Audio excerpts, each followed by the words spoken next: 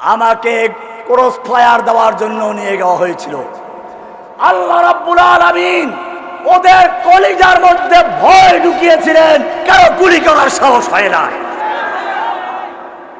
ভাইরা আমার এই জীবন আপনাদের দোয়া আল্লাহর রহমতের জন্য ওয়াকফ করা হয়েছে।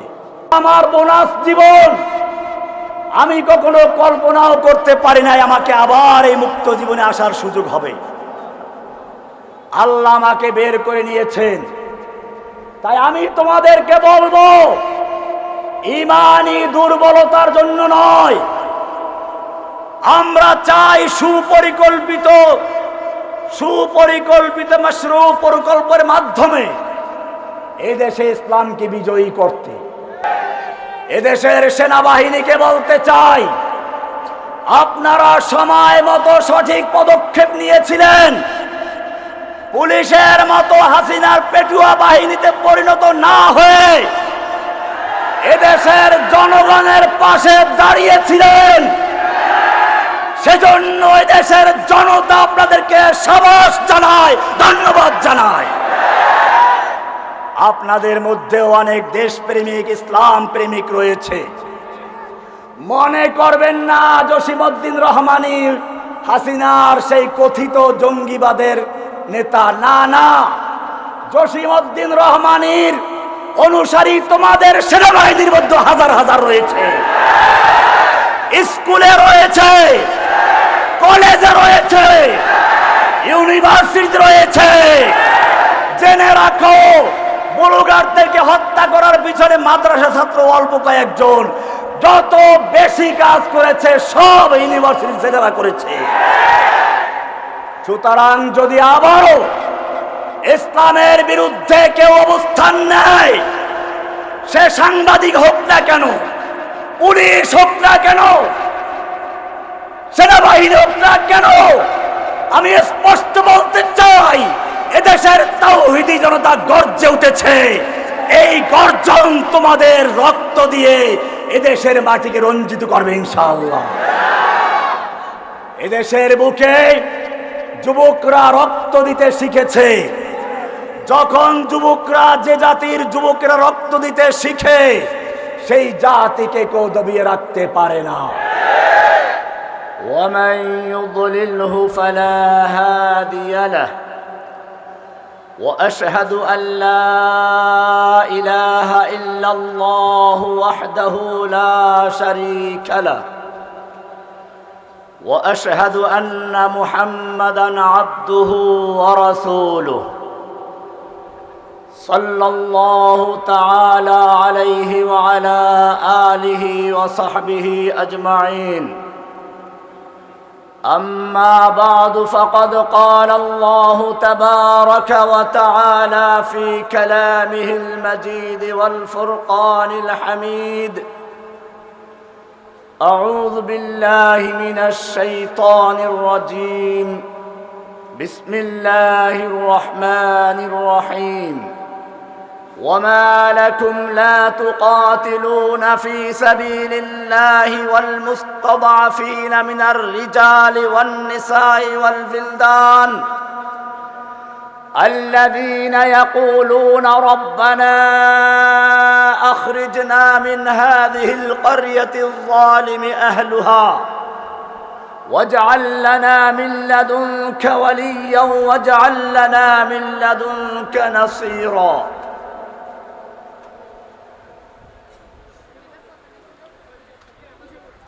हर सिमत मचलती किरणों ने अफसों ने शबे गम तोड़ दिया। अब जाग उठे हैं दीवाने, दुनिया को जगा कर दम लेंगे। सोचा है कफील अब कुछ भी हो, हर हाल में अपना हक लेंगे। इज्जत से जीना है तो जी लेंगे या जामे शहादत पी लेंगे।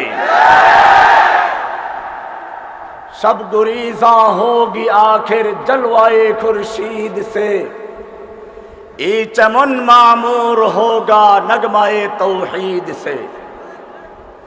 मर्द मोमिन बातिल से हरगिज़ खौफ खा सकता नहीं, सर कटा सकता है लेकिन सर झुका सकता नहीं।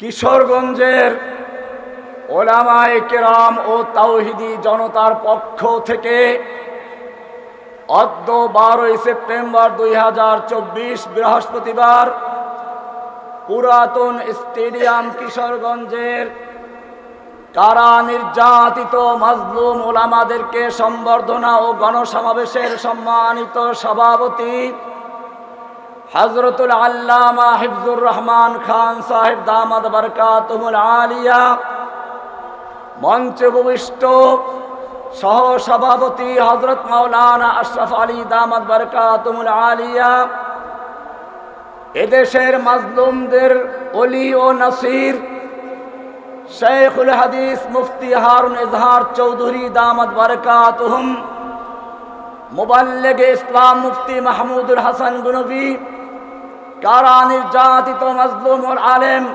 রফিকুল ইসলাম মাদানী সহ অন্যান্য ওলামায়ে কেরাম, আমার সামনে উপস্থিত আগামী দিনের তাওহীদের সৈনিক, ওয়ালিল্লাহি জুনদুস সামা জুনুদুস সামাওয়াতি ওয়াল আরদের বাস্তব নমুনা এদেশের তাওহীদি জনতা। আপনারা জানেন আমরা এই সমাবেশ করছি এমন একটি মুহূর্তে যখন ফিলিস্তিনি মুসলমানদের বাড়িঘরগুলোকে বুলডোজার দিয়ে গুঁড়ি দেওয়া হচ্ছে, আকাশ থেকে বোমা নিক্ষেপ করে দুধের শিশু পর্যন্ত নির্মমভাবে হত্যা করা হচ্ছে। মুসলিমদেরকে হত্যা করা হচ্ছে কাশ্মীরে, মুসলিমদেরকে হত্যা করা হচ্ছে উইঘুরে, মুসলিমদেরকে হত্যা করা হচ্ছে আমাদের পার্শ্ববর্তী এলাকা আরাকান বার্মার মুসলিমদেরকে। আমরা সমাবেশ করছি এমন একটি মুহূর্তে যখন বাংলাদেশ থেকে ইসলাম ও মুসলিমদের নিশানাকে মুছে ফেলার জন্য দীর্ঘদিন পর্যন্ত প্রশিক্ষণ দিয়ে এদেশের বুকে এক ডাইনি স্বৈরাচারিণী মহিলাকে পাঠিয়ে দেওয়া হয়েছিল, যিনি বাংলাদেশে প্রথমে সেই ক্ষমতায় যখন বসলেন এদেশের লক্ষ আলেমের সারেতাজ শাইখুল হাদিসদের উস্তাদ শাইখুল হাদিস আল্লামা আজিজুল হক সাহেবকে জেলে ঢুকিয়েছিল। পুলিশ হত্যা মামলা দিয়ে তাকে কারাগারে রুদ্ধ করা হয়েছিল। শুধু এ পর্যন্তই নয়, আবার যখন ক্ষমতায় এলো আল্লাহ এবং আল্লাহর নবীকে নিয়ে কটূক্তি করার জন্য একদল নাস্তিক মুরতাদদেরকে খেপিয়ে দিয়ে উত্তেজিত করলো। শাহবাগী গণজাগরণ মঞ্চের নামে ইসলাম বিদ্বেষী রাসূলের দুশমনদেরকে সে উস্কে দিয়েছিল। তারা আল্লাহকে নিয়ে রাসূলকে নিয়ে কটূক্তি করেছিল, অবমাননা করেছিল। সে সময় দেশের তাওহীদি জনতা দল মত নির্বিশেষে হেফাজতে ইসলামের নেতৃত্বে শাপলা চত্বর ঐক্যবদ্ধ হয়েছিল। শাপলা চত্বরের গণজাগরণের তোড়ে এবং তুফানের জোরে শাহবাগী মঞ্চ ভেঙ্গে চুরমার হয়ে গেছিল। শুধু এ পর্যন্তই নয়, এদেশের মুসলিমদের ঈমানি চেতনাকে চ্যালেঞ্জ করে গুজরাটের কসাই মুসলিম এবং ঈমানের দুশমন ভারতের প্রধানমন্ত্রী নরেন্দ্র মোদীকে পবিত্র বাংলার জমিনে এনে বাংলার জমিনকে যখন নাপাক করা হয়েছিল, আবারও তাওহীদি জনতা গর্জে উঠেছিল।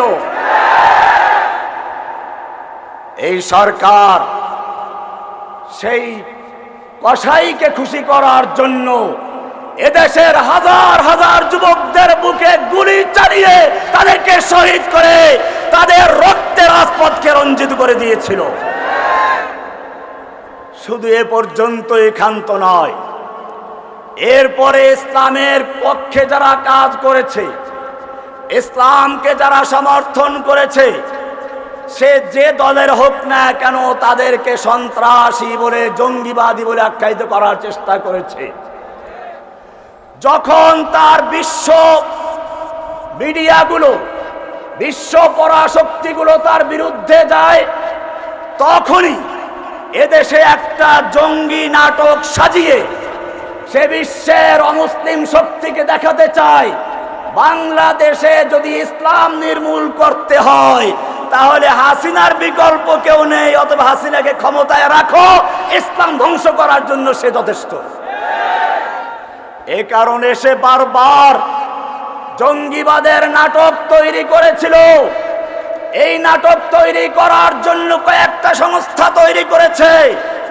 প্রথমে ডিবির মাধ্যমে এই কাজ করা হয়। এরপরে যখন কোটি কোটি টাকা আসতে শুরু করলো, ইসলাম ধ্বংস করার নীল নকশা যারা করছে তাদের পক্ষ থেকে কোটি কোটি ডলার আসলো, তখন সিটিটিসি, এটিইউ নামে আরো অনেক, সোয়াত নামে আরো অনেক সংস্থা তৈরি করেছে। এরপরে যখন এদেশের তাওহীদি জনতা আরো ফুঁসে উঠল, তখন উলামায়ে কেরামদেরকে বিভিন্ন অপবাদ দিয়ে বিতর্কিত করার চেষ্টা করা হয়েছে। আমি এ কথা আমার একটা বইতে আগেই লিখেছিলাম, দিন কায়েমের সঠিক পথ বইতে আমি উল্লেখ করেছিলাম। ওদের চক্রান্ত হলো, রাস্তার এক পাশে যদি দেখো মোল্লা ওমর বক্তব্য দিচ্ছে, তাহলে রাস্তার অপর প্রান্তে তার বিরুদ্ধে মোল্লা বরডলিকে তৈরি করে দাও। রাস্তার এক পাশে যদি দেখো জসিমউদ্দিন রহমানী লেকচার দিচ্ছে, রাস্তার অপর পাশে ফরিদউদ্দিন মাসুদদেরকে দাঁড় করিয়ে দাও।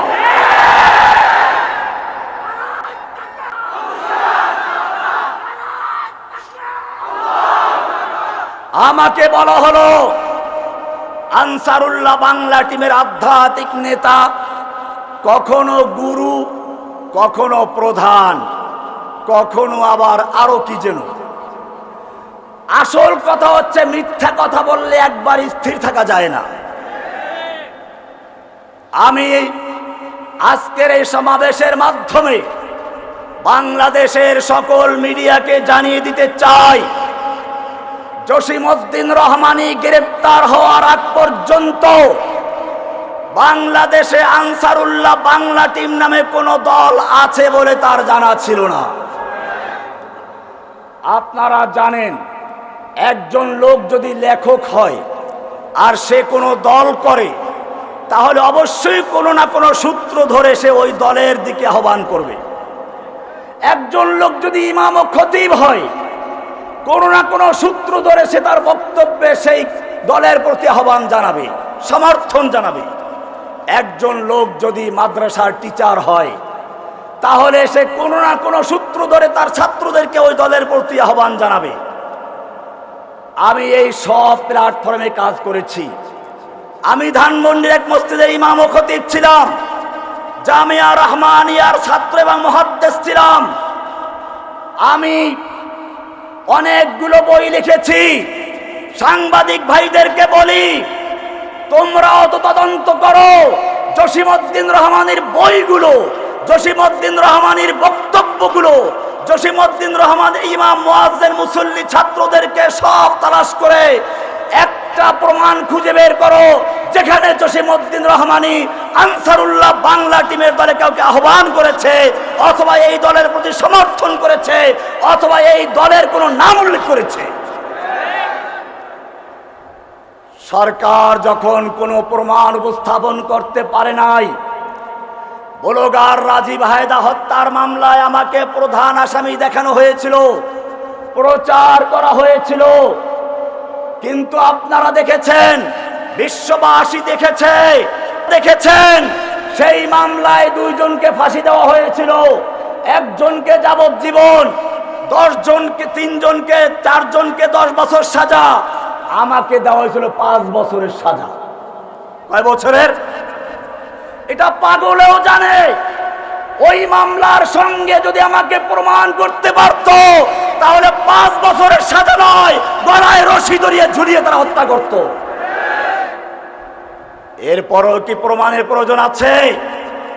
ওই মামলার রায়ের কপিতে লেখা আছে, বিচারক স্পষ্ট লিখে দিয়েছেন, আসামি জসিমউদ্দিন রহমানীকে আনসারুল্লাহ বাংলা টিমের গুরু, সদস্য, আধ্যাত্মিক নেতা যাই বলা হোক না কেন, রাষ্ট্রপক্ষ প্রমাণ করতে সম্পূর্ণ ব্যর্থ হয়েছে। সুতরাং এরপরেও যদি কোনো সাংবাদিক, কোনো পত্রিকা, কোনো মিডিয়া আমাকে আনসারুল্লাহ বাংলা টিমের প্রধান বলে প্রচার করতে চায়, আমি স্পষ্ট বলতে চাই, তারা সেই পলাতক খুনি স্বৈরাচারী হাসিনার দোসর বলে প্রমাণিত হবে। বাংলার তৌহিদি জনতা তাদেরকে বাংলাদেশ থেকে হাসিনার মতো বিচারিত করার চেষ্টা করবে ইনশাআল্লাহ। যদি বাংলাদেশে থাকতে চাও, বাংলাদেশে যদি থাকতে চাও, বাংলার জমিনে যদি বসবাস করতে চাও, আজকের থেকে এদেশের তাওহীদি জনতাকে জঙ্গিবাদ বলা বন্ধ করো, আর জঙ্গিবাদের নাটক সাজাবে না। ওদের সর্বশেষ চক্রান্ত ছিল হাসিনা পালানোর পরে হিন্দুদের বাড়িতে আগুন লাগাবে, মন্দিরে আগুন লাগাবে, হিন্দুদেরকে গণহত্যা চালাবে, ওরাই চালাবে। এরপরে নাম দিবে দেশের তৌহিদি জনতার বিরুদ্ধে। এদেশের তৌহিদি জনতা ওদের সেই পাতা ফাঁদে পাড়া না দিয়ে যখন ওরা মন্দিরে হামলা করতে লাগলো, আগুন লাগাতে লাগলো, এদেশের মাদ্রাসার ছাত্র, স্কুল কলেজের ছাত্র মিলেমিশে তারা মন্দিরে আগুন দেওয়ার পরিবর্তে মন্দিরকে রাত জেগে পাহারাদারি করেছে।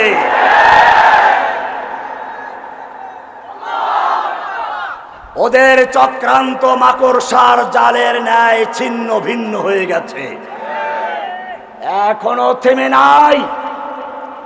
এখন আবার চক্রান্ত হচ্ছে। প্রথম চক্রান্ত হবে স্কুল কলেজের জেনারেল ছাত্রদের মধ্যে আর মাদ্রাসা ছাত্রদের মধ্যে বিভেদ তৈরি করে দেওয়া। কারণ ফেরাউনদের চরিত্র এটাই ছিল। ফেরাউন কি করেছিল? ওয়াজাআলা আহলাহা শিয়া। ফেরাউন তার দেশের জনগণকে বিভিন্ন দলে বিভক্ত করেছিল। এখনো ভারতের হাসিনার লুকিয়ে থাকা এই দেশের পা চাটা গোলামেরা, শুধু পা চাটা গোলাম বলতে আমি গোয়েন্দাদেরকে বলছি না, পুলিশ আওয়ামী লীগকে বলছি না, এদেশের ওলামায়ে কেরামদের মধ্যেও একদল আলেমে সু লুকিয়ে আছে যারা হাসিনার পা চাটা গোলামি করতে, তাদেরকে চিহ্নিত করতে হবে। তারা আমার বিরুদ্ধে চক্রান্ত করে না, চক্রান্ত করে দেশের তাওহীদি জনতাকে বিভক্ত করার জন্য। সুতরাং আমি স্কুল কলেজের ছাত্রদেরকে বলছি, তোমরা আমাদের ভাই, তোমরা আমাদের সাথে একাত্র হয়ে, আমরা তোমাদের সঙ্গে একাত্র হয়ে কাঁধে কাঁধ মিলিয়ে দেশের জনতা ওই স্বৈরাচারী হাসিনার বিরুদ্ধে আন্দোলন করেছ। সর্বশক্তি দিয়ে তো দীর্ঘ 2 ঘন্টা পর্যন্ত বক্তব্য দিয়েছিলেন। বক্তব্যের শুরু ছিল এরকম, সাগামিরো গুরবাজিরো মোশেরা দেওয়াকুনাদ ইচনি আরকানে দৌলত মুলকে রাবি রাকুনা। সাগামির, সাগ মানে কুকুর, আমির মানে বাদশাহ, কুকুর বাদশাহ। গোরবা ওজিরো, গোরবা হলো বিড়াল, বিড়াল হচ্ছে মন্ত্রী। মোশেরা দেওয়াক, মোশ মানে হচ্ছে ইঁদুর। তিনি বললেন প্রধানমন্ত্রী হচ্ছে কুকুর,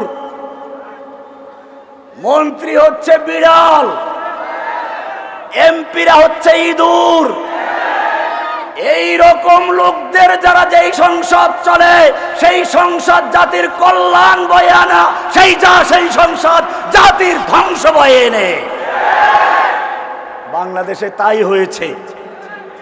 দুর্নীতি চাঁদাবাজির এমন এক পর্যায়ে চলে গেছে 18 লক্ষ কোটি টাকা বাংলাদেশকে ঋণ রেখে শেষ পর্যন্ত খাবার তৈরি করে খেতে না পেরে খাবার দাবার ফেলে দিয়ে বুফে ফেলে দিয়ে না খেয়ে সে পালাতে বাধ্য হয়েছে তার স্বামীর বাড়িতে।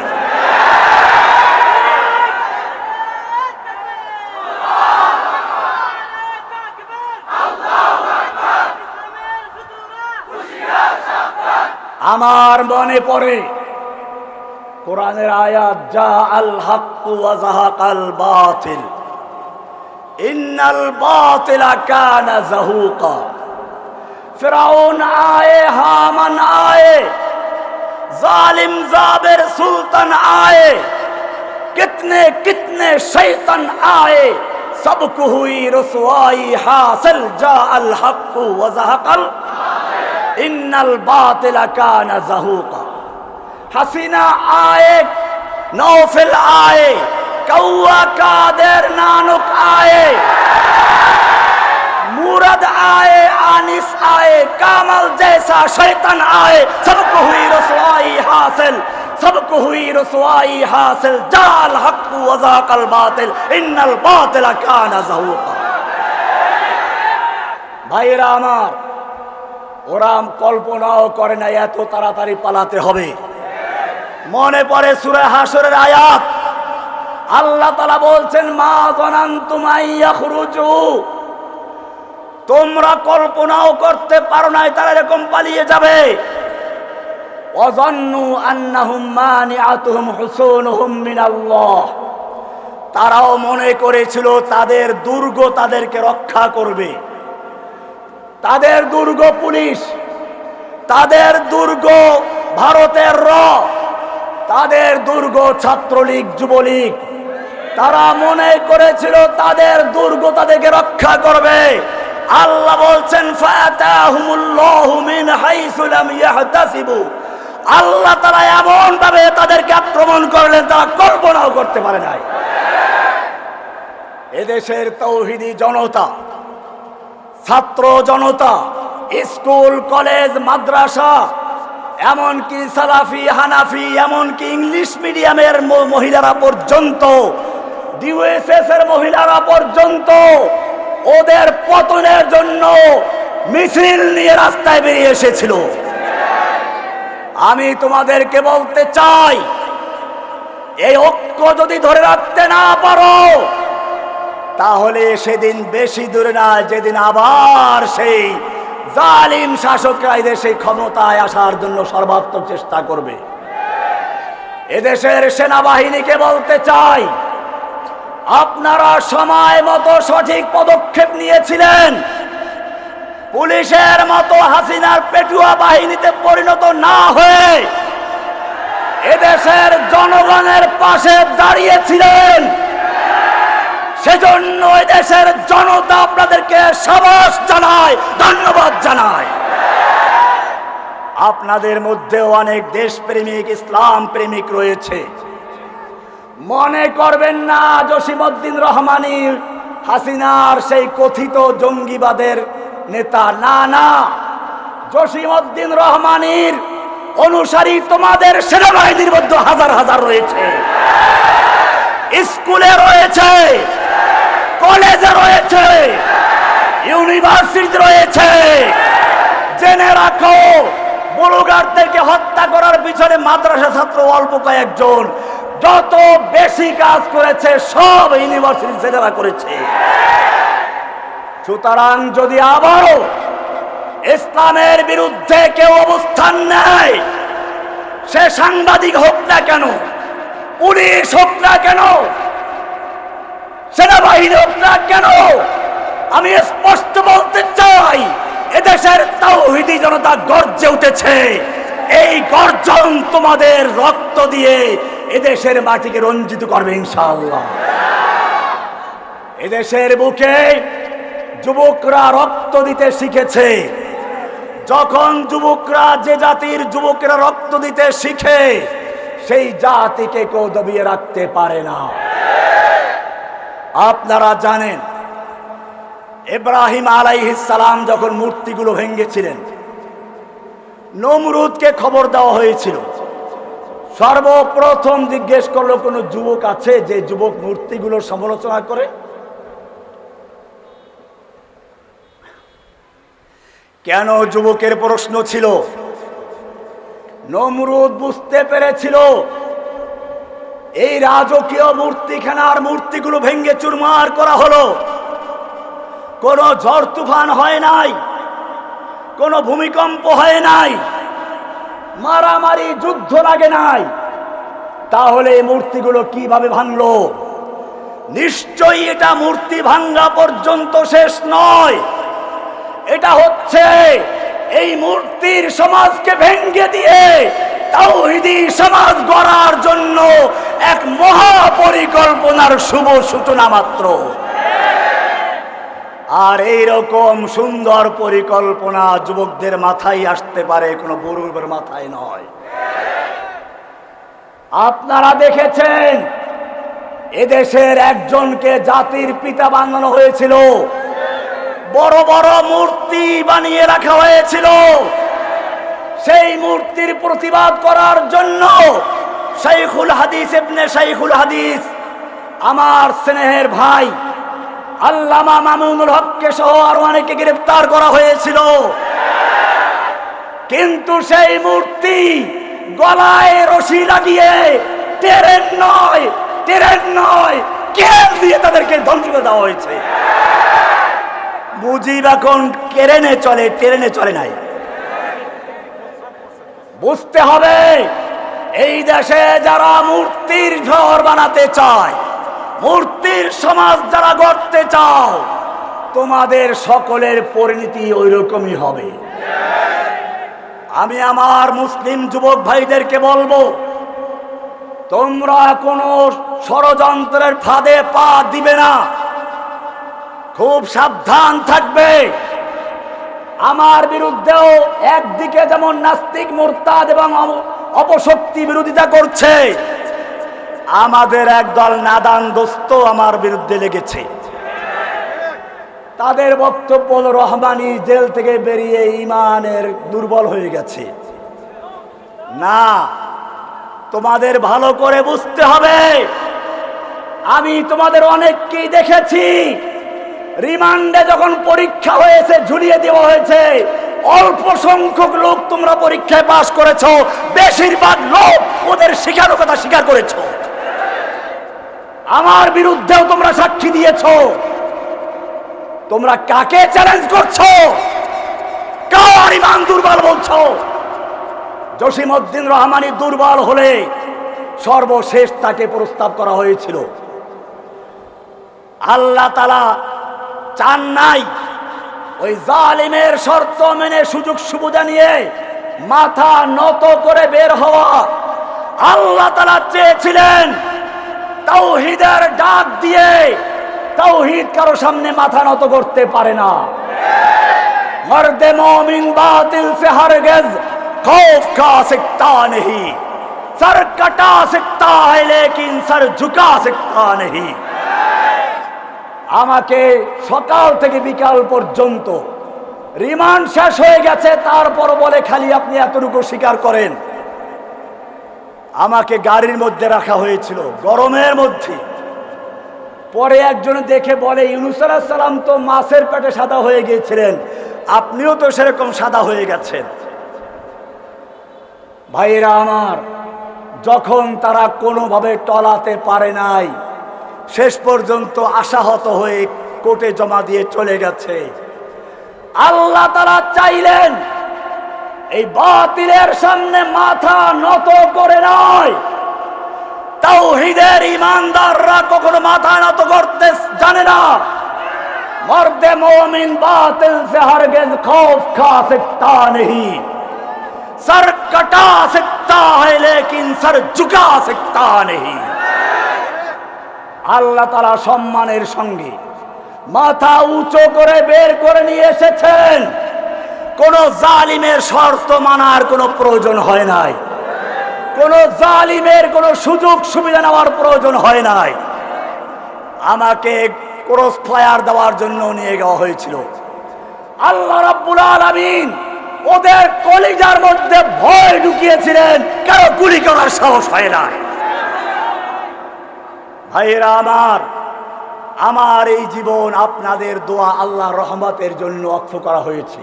আমার বোনাস জীবন আমি কখনো কল্পনাও করতে পারি নাই আমাকে আবার এই মুক্ত জীবনে আসার সুযোগ হবে। আল্লাহ আমাকে বের করে নিয়েছেন।